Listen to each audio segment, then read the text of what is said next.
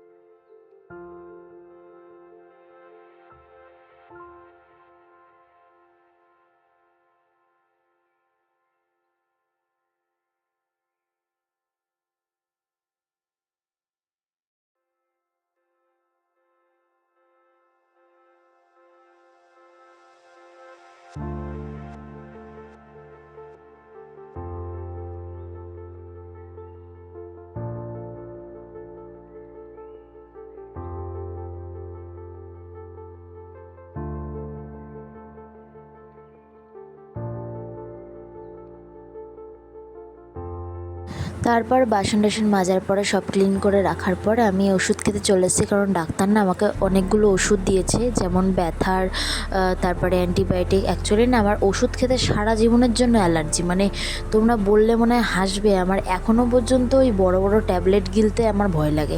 মানে আমি তো অ্যাকচুয়ালি বিয়ের পর আর কি ট্যাবলেট খাওয়া শিখেছি, এটুকু আমি বলতে পারি। মানে একটুকুনিও মানে ওষুধ খেতে আমার ভালো লাগে না, মানে এত মানে রাগ ধরে না, মনে হয় যে ছুঁড়ে ফেলে দিই, কিন্তু তবুও খেতে তো হবেই। মানে দেখতে পাচ্ছ আমার মুখ ঠুকে ভঙ্গিমা দেখে আমার কেমন লাগছে, ঠিক আমার ভালোই লাগে না ওষুধ খেতে। আমার মোটামুটি কাজ কমপ্লিট করে আমি উপরে উঠে এসেছি, একটু আগে চাদরটা কেচে মেলে দিয়ে আসলাম। তো আবার মেঘলা মেঘলা করেছে, বৃষ্টি হলে আবার তুলে আনতে হবে, মানে খুব কষ্ট আর কি বলবো আর উপর নিচ করা। তো আমার মোটামুটি কাজ কমপ্লিট। তো এবার আমি একটু বসেছি ভিডিও এডিট করতে আর ভিডিও আপলোড করতে, যাতে তোমরা ঠিক সময়ে ভিডিওটা পেয়ে যাও, তার জন্য আর কি। তোমাদেরকে বেশি ওয়েট আমি করাতে চাই না। তো এরপর আমার একটাই কাজ, সেটা হচ্ছে খেয়ে দিয়ে মানে স্নান টান করে খেয়ে নেবো, কারণ কি আমাকে ইউএসজির ওখান থেকে বলেছে একটার মধ্যে খেয়ে নিতে, সেই জন্য। তো চলো ভিডিওটি একটু আপলোড করে নিই, তোমরা নতুন ভিডিও আবার দেখতে থাকো, তারপরে আবার তোমাদের সামনে আসছি। তো দুপুরের আগে কোনো ভিডিও করিনি, দুপুরবেলা খেয়ে দিয়ে ঘুমিয়ে পড়েছিলাম। এখন যেখানে ইউএসজি করতে যাচ্ছি সেই গলিতে একদম চলে এসেছি। তো চলো ইউএসজিটা করিয়ে দিই, মানে করে নিই। এখানে বলেছিল যে 4:30টার সময় না 4:45টার সময় আসতে, তো এখানে হট করে হচ্ছে গিয়ে বললো যে 4টের মধ্যে আসো। তো এখানে তো অনেক রয়েছে, জল টল খেতে হবে, টয়লেট পাবে, তারপর তো করবে।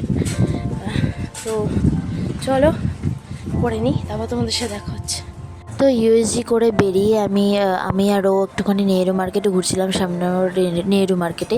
তো ওখানে দুজন চপ খাচ্ছিলাম, মানে দুটো স্যান্ডউইচ খাচ্ছিলাম, আমার খুব ইচ্ছা করছিল তাই খাচ্ছিলাম। তো ইউএসজি করে তো আমি চলে এসেছি। তো একটু তো টেনশন হবেই যতক্ষণ না রিপোর্ট না দেবে, কালকে রিপোর্ট দেবে, দেখা যাক কি হয় রিপোর্ট। তো আমাদের আজকে তো বুদ্ধ পূর্ণিমা, আজকে আমাদের হালখাতা রয়েছে, তো যাবো আর একটু পরে। এখন প্রায় কটা বাজে, 5:30 6টা মতন বাজে। অনেক এখন একটু বসবো, তারপর বেরোবো, কারণ শরীরটা সেরকম ভালো লাগছে না, দুর্বল লাগছে, অ্যান্টিবায়োটিক খেয়েছি। তো ওই জন্য চলো বসি এখন, আবার বেরিয়ে আবার দেখা হচ্ছে তোমাদের সাথে। তো ইউএসজি করা হয়ে গেছে, তারপরে তো আর কোনো ভিডিও আমি তোমাদের সাথে শেয়ার করিনি। তারপরে একটু বাড়িতে এসে একটু রেস্ট নিয়ে চা টা খেয়ে সন্ধ্যাবেলা একটু বেরিয়েছিলাম, সন্ধ্যাবেলা হালখাতা ছিল। তারপরে একটু চপের দোকানে গেছিলাম, অনেকদিন যেহেতু চপ খাওয়া হয় না, সেই জন্য গিয়ে একটু ভিডিও সেটা ক্লিপ তুলেছি, সেটা তোমাদের সাথে শেয়ার করেছি। তো এখন রাত হয়ে গেছে, তারপরে বাড়িতে এসে আর কোনো ভিডিও করিনি, অনেকটা রাত হয়ে গেছিলো, প্রায় 9টা 9:30 বেজে গেছিলো। তারপরে একটু রেস্ট নিয়ে একটু খেতে গেছিলাম, তারপরে এইমাত্র ঘরে আসলাম।